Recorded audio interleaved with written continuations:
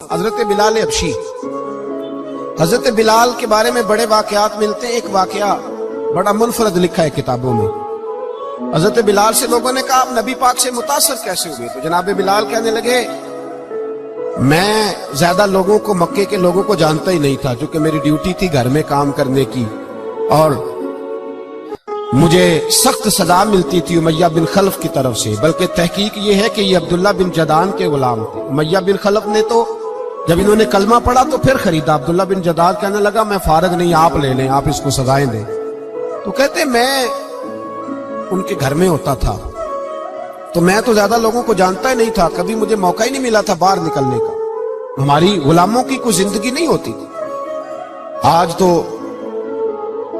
ہر آدمی کہتا ہے نا میں کچھ چودھری سے لے کے کھاتا ہوں۔ یہ جو تیرے اندر حوصلہ ہے نا، یہ میرے رسول نے تجھے عطا فرمایا ہے، یہ میرے نبی نے تجھے دیا ہے، ورنہ تو غلام بکا کرتا ہے۔ یہ حوصلہ تجھے رسالت مآب نے دیا۔ حضرت بلال کہتے ہیں میں ایک دن مجھے بخار چڑھ گیا بڑا تیز، میں لوگوں کو جانتا نہیں تھا۔ فرماتے مجھے تیز بخار چڑھ گیا تو ٹھنڈ بڑی سخت تھی، میرے مالک نے مجھے کئی کلو جوں دیے پیسنے کو چکی پہ۔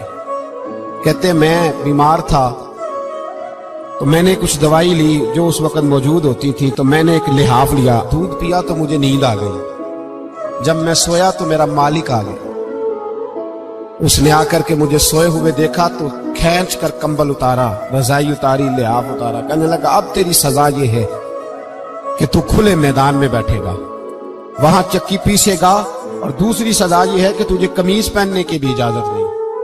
حضرت بلال کہتے ہیں تیز بخار، ٹھنڈ کا عالم، اور جب میں چکی پیس رہا تھا تو رو رہا تھا، اور میں پوچھ رہا تھا خدایا ہمارے نصیب، اللہ ہمارے مقدر ہے جرم ضعیفی کی سزا مرگ مفاجات۔ سیدنا بلال حبشی رضی اللہ تعالیٰ عنہ فرماتے ہیں میرے دروازے کے قریب سے رسول پاک گزرے اور مجھے ہائے ہائے کرتے دیکھا تو دستک دی۔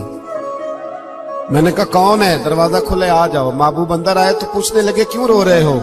میں نے کہا جاؤ اپنا کام کرو، یہاں دکھ سارے پوچھتے ہیں مداوا کوئی نہیں کرتا، یہاں تقریریں سارے کرتے ہیں، حقوق غریباں پر بات سارے کرتے ہیں، مداوا کوئی نہیں کرتا، جاؤ اپنا کام کرو۔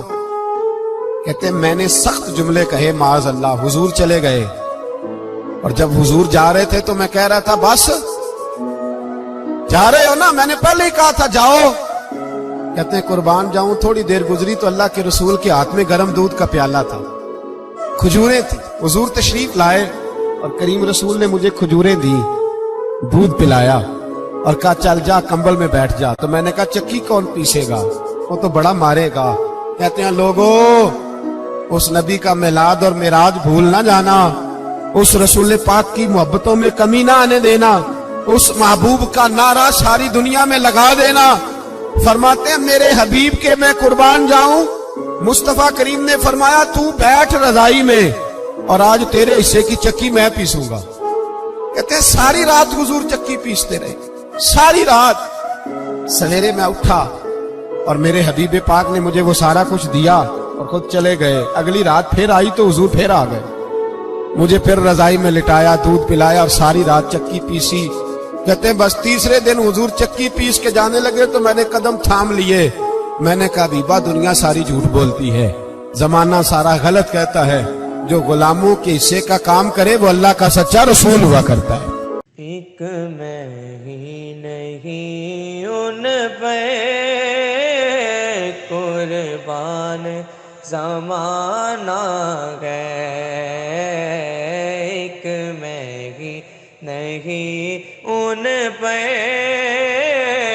قربان زمانہ ہے، ایک میں ہی نہیں ان پہ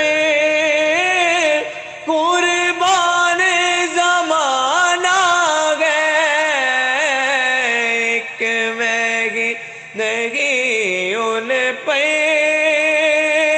قربان زمانہ ہے، جو رب دو عالم کا محبوب یگانہ ہے، جو رب دو عالم کا محبوب محبوب یگانہ گئے کل پل سے ہمیں جس نے خود پار لگانا گئے کل پل سے ہمیں جس نے خود پار لگانا گئے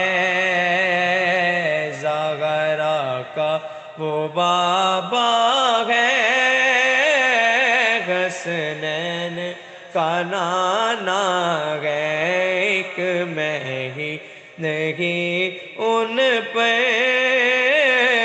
قربان زمانہ ہے عزت سے نہ میں